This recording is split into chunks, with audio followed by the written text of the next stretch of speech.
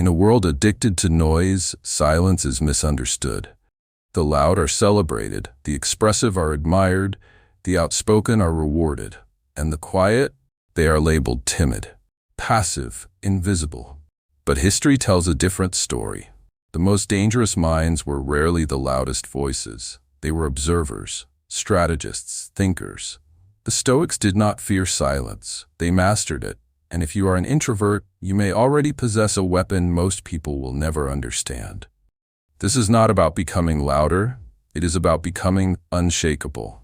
If you are willing to go deeper than the surface, stay with me. Human beings are drawn to what they cannot fully decode.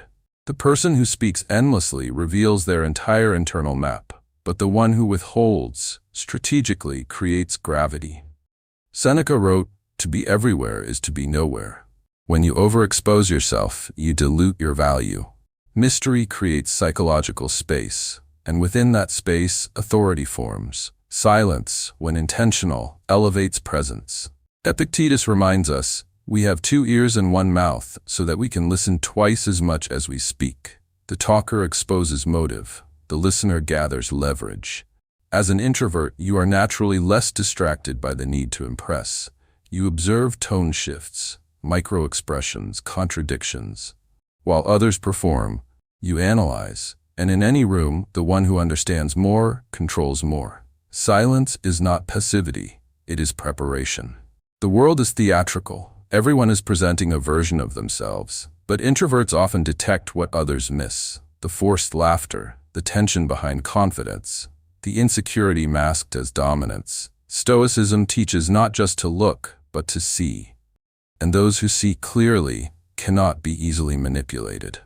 Observation is quiet intelligence. Modern culture is addicted to validation, approval, attention, recognition. But the introvert, when trained correctly, does not depend on constant affirmation. Epictetus said, "Happiness belongs to the self-sufficient." If your emotional stability depends on applause, you are controllable. If you are content within your own mind, you are free.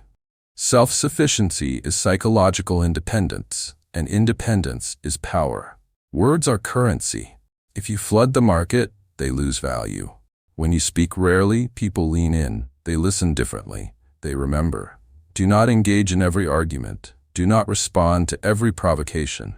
Choose your moments. And when you speak, speak with weight. Between stimulus and response, there is a space. In that space lies your freedom. Introverts naturally process before speaking. That is not weakness. It is regulation.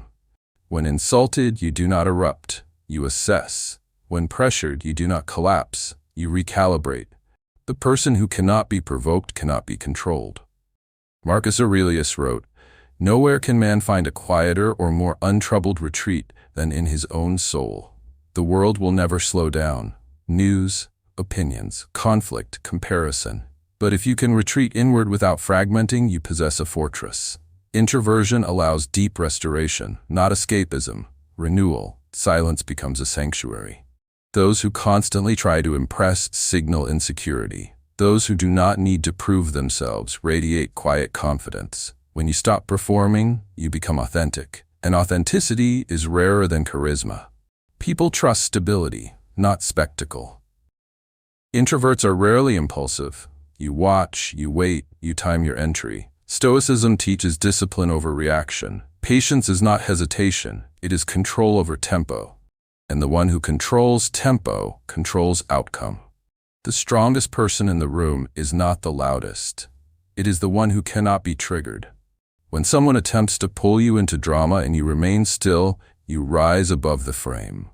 Silence unsettles the insecure. Composure exposes instability.